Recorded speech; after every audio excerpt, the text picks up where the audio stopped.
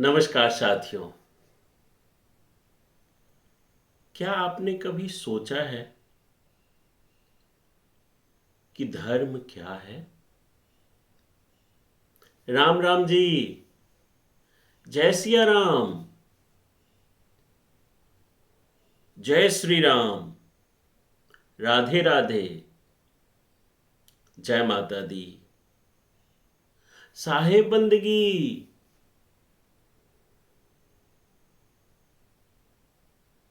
क्या ये अभिवादन ही धर्म है? क्या माथे पे तिलक लगा लेना, हाथे में कलावा बांध लेना, गले में कंठी माला पहन लेना, क्या यही धर्म है? मंदिर में जाकर के मूर्ति को पूजा करना, अभिषेक करना, ज्योतिर्लिंग पे दूध चढ़ाना या जल का अभिषेक करना ही धर्म है? क्या मंत्रों का जाप करना धर्म है? क्या संतों का भोजन कराना धर्म है? धर्म क्या है? हमारा भारतवर्ष जो इतना धार्मिक है, लेकिन फिर भी हम उन देशों के मुकाबले इतने पीछे क्यों हैं? चाहे वो शैक्षणिक रूप से, आर्थिक रूप से या वैज्ञानिक दृष्टिकोण से, हर एक तरह से हम पीछे क्यों हैं? हमने तो बरसों से सभी को ये कहा है कि हमारे यहाँ पे एक से एक संत महात्मा हुए, ऋषि महर्षि हुए। हमने अनेक ग्रंथों की रचना करी जिसमें धर्म की, अध्यात्म की बातें घूट घूट करके लिखी हुई है। फिर भी यहाँ पे व्यभिचार, भ्रष्टाचार क्यों है? इंसानियत क्यों नहीं है? मानवता क्यों नहीं है? प्रेम क्यों नहीं है? करुणा क्यों नहीं है? वात्सल्य क्यों नहीं है? कभी हमने सोचा है कि धर्म आखिर है क्या? क्या यह पूजा है? मंदिर, मस्जिद, गिरजाघर या कुछ और? कभी गहराई से क्या आपने सोचा है? दरअसल हम लोगों को ऐसा दिया गया है कि जब धर्म की बात आए तो कोई तर्क विवेक मत करना। जो कहा जाए बड़ों के द्वारा, या जो गुरु आपको कह दे, जो कथावाचक कह दे, या जो किताबों या ग्रंथों में आपने पढ़ लिया, उसको मान लीजिए। आप तर्क या अपना बुद्धि विवेक मत लगाइए। क्या यही कारण है कि धर्म पाखंड में बदल गया, अंधविश्वास में बदल गया? जरा इत्मीनान से सोचिए, धर्म क्या है? थोड़ा साहित्यिक भाषा में बात करूं तो धर्म धृत धातु से बना है, जिसका अर्थ होता है धारण करना। तो जो धारण करने योग्य हो, जो धारण करे, जो स्थिर रखे, वह है धर्म। धर्म वह है जो जीवन में संतुलन लाए, मन में करुणा जगाए और समाज में न्याय स्थिर करे। धर्म भय नहीं देता, वह भय मिटाता है। लेकिन आपने अनुभव किया है क्या कि जो धर्म के रास्ते पे चल रहे हैं, ज्यादातर लोग, जो संसार है, कितना सुंदर संसार है यह, उस संसार से एक तरह से वो कहते हैं कि मैं मोह के बंधन से हटने का प्रयास करता हूं। क्या वास्तव में मोह के बंधन से लोग हट पाए हैं? आप चाहे किसी संत, महात्मा, कथाकार, भागवताचार्य को देखिए, क्या वो माया से हट पाया है? सदगुरु कबीर साहब जी की एक दोहा है कि मोटी माया सब तजे, झीनी तजी न जाए, पीर पैगंबर औलिया, झीनी सबको खाए। सदगुरु कबीर साहब जी इस दोहे में बता रहे हैं कि मोटी माया सब तजे। ये मोटी माया क्या है? धन, दौलत, रिश्ते, नाते। जहां तक धन दौलत की बात है तो ये कहने की बात है। सब कहेंगे कि इसको तज रहा हूं, मैं पैसे को छूता नहीं हूं, लेकिन उनका ध्यान हमेशा पैसे पे। अच्छा, वो कितना कमाता है, वो कितना कमाता है, उसकी सैलरी कितनी हो गई है। लेकिन चलिए, एक पल के लिए आपको लगेगा कि वो धन दौलत से परे हो गए हैं। रिश्ते नाते, रिश्ते नाते कहने को कोई अपना घर परिवार छोड़ दिया, लेकिन हमेशा उनको चिंता सताती रहती है कि घर पे जो बाल बच्चे हैं, पत्नी है, वो कैसे कैसे रहती होगी। कहने की बात है, कहने के लिए उनको बोलेंगे कि अब तो मैं महात्मा हो गया हूं। जो पत्नी थी वो मां के समान हो गई है, लेकिन उस पत्नी को ऐसे अपशब्द बोलेंगे कि जो सांसारिक लोग हैं वो भी नहीं बोल पाएगा। तो ये कौन सा महात्मा, ये कौन सा धर्म का आप पालन कर रहे हैं? तो मोटी माया सब तजे, झीनी तजी न जाए, पीर पैगंबर ओलिया, झीनी सबको खाए।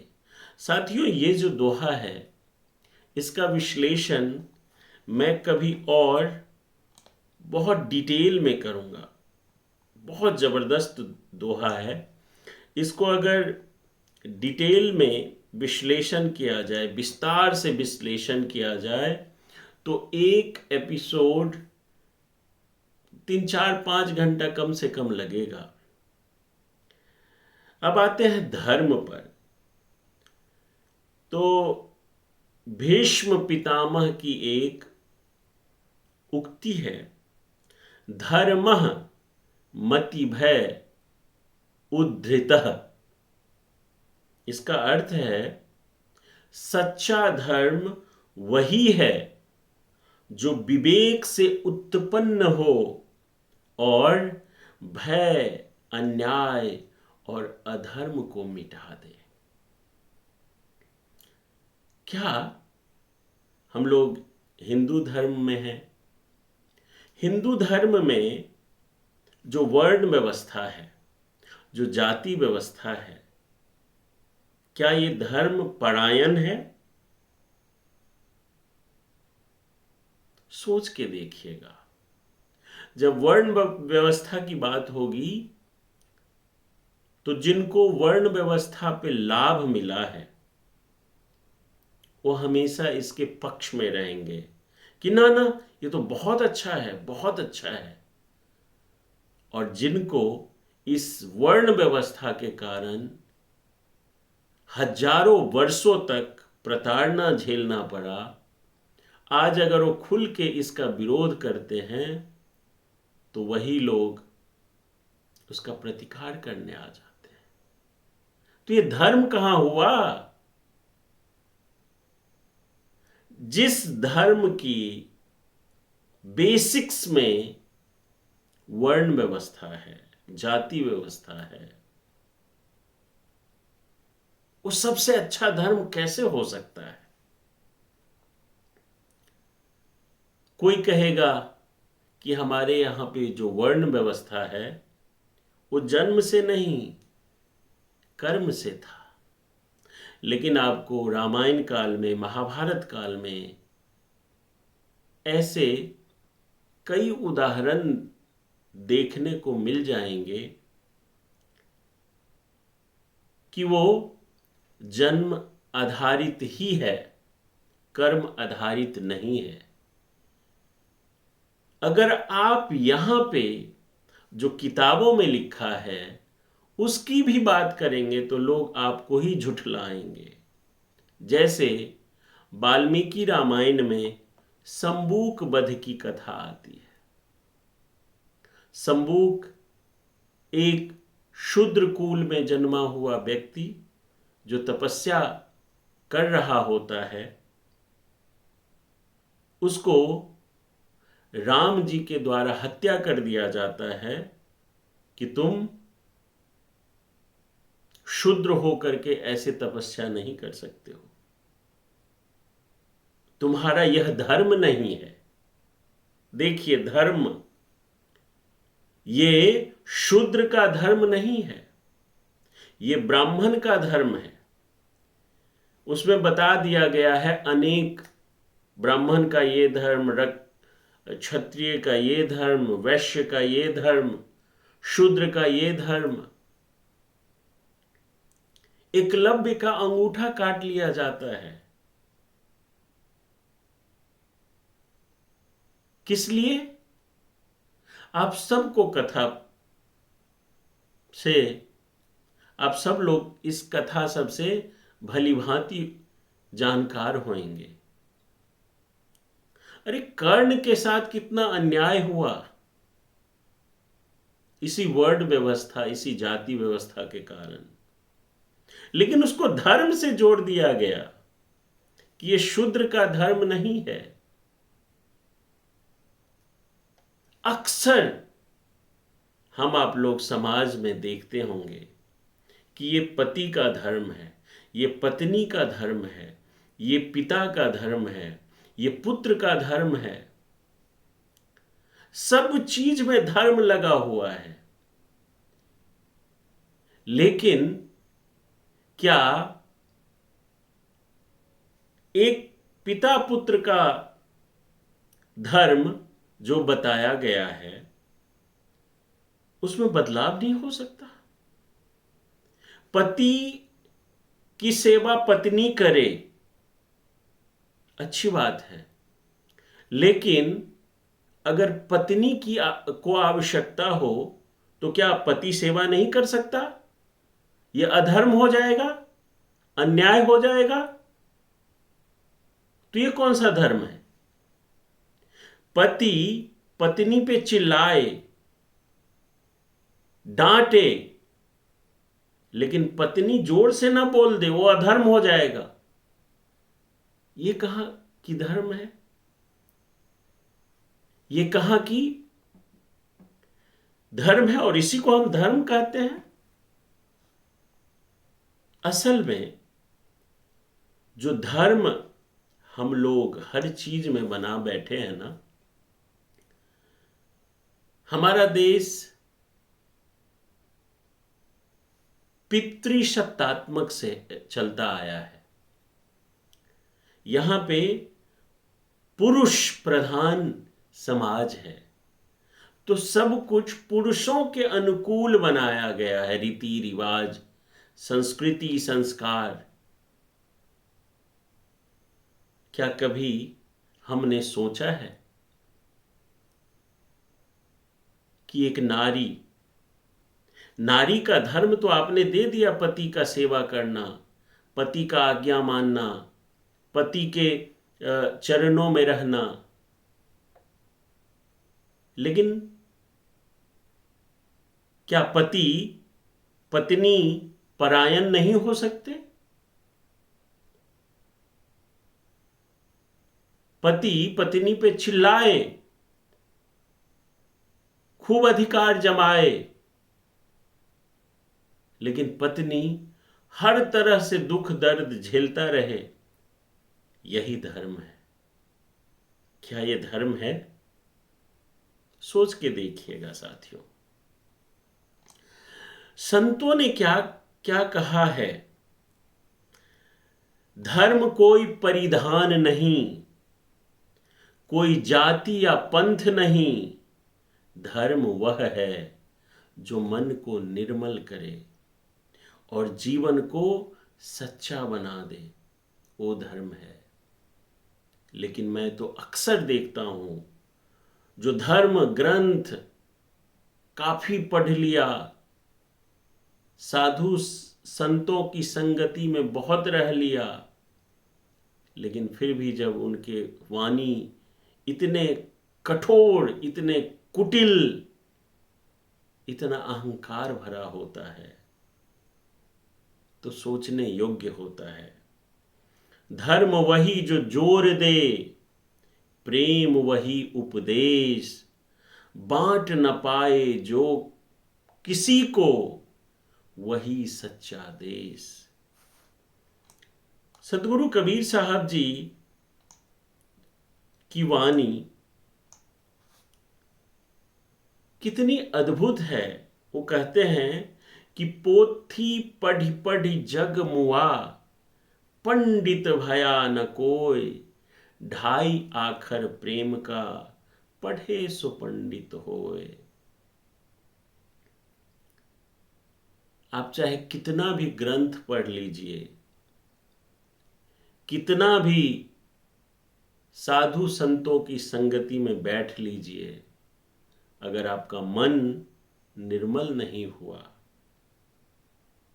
आप कहने को कुछ भी कहिए, अगर मन निर्मल नहीं हुआ, तो आप साधु छोड़िए, गृहस्थ में भी, गृहस्थ साधु भी नहीं हो पाए हैं। मंदिर ऊपर मुल्ला पुकारे, क्या बहरा हुआ खुदाए, एक दिल ऐसा खोज ले, जहां खुदा समाए। जो लाउड स्पीकर लगा करके अजान देते हैं, क्या जो खुदा है, जो ईश्वर है, उनको लाउड स्पीकर लगाने की आवश्यकता है? कबीर साहब जी ही कहते हैं कि मो को कहां ढूंढे रे बंदे, मैं तो तेरे पास में, नाम है मंदिर नाम है मस्जिद, ना काबे कैलाश में, और खोज होए तो तुरंत में मिली हो, पल भर के तलाश में। साथियों, ये जितना आडंबर, जितना पाखंड हम लोगों ने बना लिया है, मनुष्य को उलझाने का हम सब ने नया नया तरीका ढूंढ लिया है। कहीं मैं एक जगह पढ़ रहा था कि यह धर्म नहीं धंधा है, यहां पढ़ा लिखा भी अंधा है। आपके दरवाजे पे कोई भूखा आदमी रो रहा है और आप मंदिर में जा कर के इतना दान कर रहे हैं, तो मंदिर में बैठा हुआ वो भगवान भी सोचता होगा कि मैंने जिसको बनाया, आज उसके पास धन नहीं है, खाने की रोटी नहीं है, और जिसको मैंने धन दिया है, जिसको रोटी दिया है, वो उसको खिला नहीं रहा है और मंदिर में चढ़ावे कर रहा है। अगर मंदिर में भगवान होंगे या ईश्वर कहीं भी होते होंगे, तो ईश्वर जरूर उस आदमी को अपना मन ही मन गुस्सा करेंगे कि तुम उस गरीब को नहीं खिलाया, तुम हजारों रुपया खर्च करके तीर्थाटन करने जा रहे हो, मैं सब कुछ देख रहा हूं।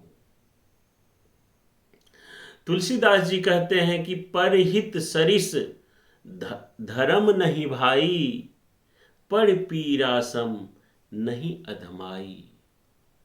परहित सरिस धर्म नहीं भाई, परोपकार करिए, गरीबों का, अपाहिजों का, या जो गाय है, बकरी है, कुत्ता है, चिड़िया है, उनको खिलाइए। आपको कहीं जाने की जरूरत नहीं है। दूसरों की भलाई ही सबसे बड़ा धर्म है और किसी को दुख देना सबसे बड़ा अधर्म है।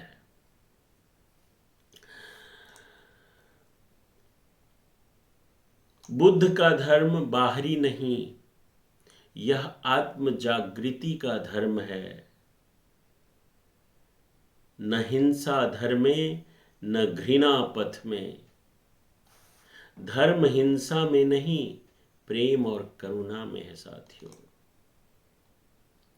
मानवता का मोल क्या, तौले जग का धाम, प्रेम भरा जो एक हृदय, वही सच्चा इमाम, वही सच्चा इमाम।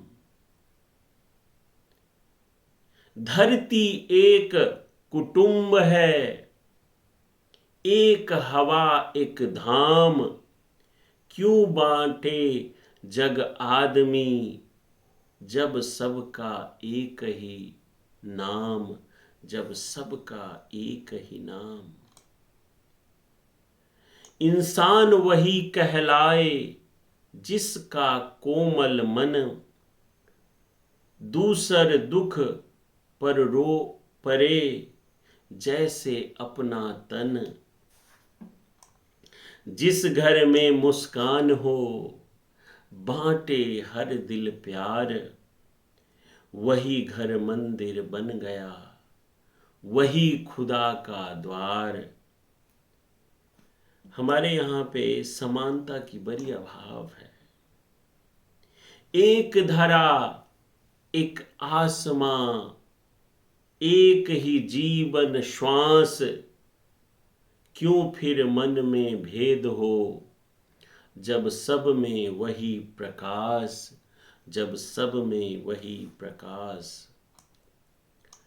जाति पाति का बांध क्यों, जब सबका एक रंग, रग रग में बहता वही जीवन रस का संग, जीवन रस का संग। साथियों, धर्म बहुत ही सेंसिटिव, बहुत ही कोमल विषय है। अगर हिंदू धर्म में जो बुराइयां हैं, जो कमियां हैं, उस पे अगर आप चर्चा करेंगे, उस पे अगर बात करेंगे, तो आप हिंदू द्रोही हो जाएंगे।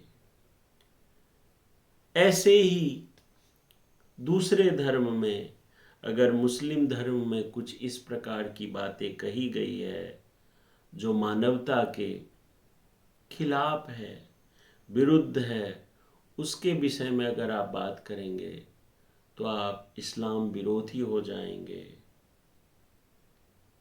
मुझे तो कई बार ऐसा लगता है कि पूरे विश्व, पूरे संसार के सभी धर्मों के मर्मज्ञ, सभी धर्मों, पंथों, मजहबों के जानकार लोग एक साथ बैठे और मर्मज्ञ जानकार कहने का मतलब ये है कि मानवतावादी विचारधारा हो, इंसानियतवादी विचारधारा हो, समानतावादी विचारधारा हो।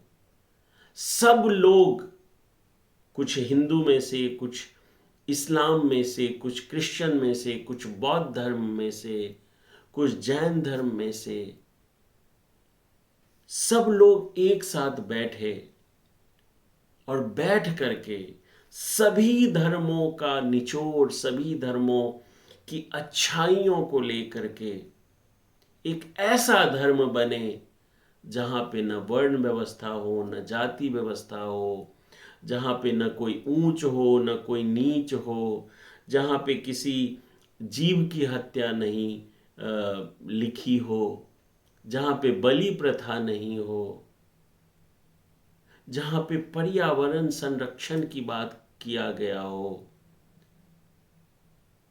जहाँ पे व्यसन मुक्त करने की बात कही गई हो, जहाँ पे प्रेम की बात कही गई हो, करुणा की बात करी गई हो, वात्सल्य की बात कही गई हो, भाईचारे की बात कही गई हो, जहाँ पे सबको गले लगा करके अपना बनाने की बात कही गई हो, जहाँ पे सभी को एक एक जैसे धागा में मोती को गूंथते हैं, इस तरह से गूंथने की बात कही गई हो,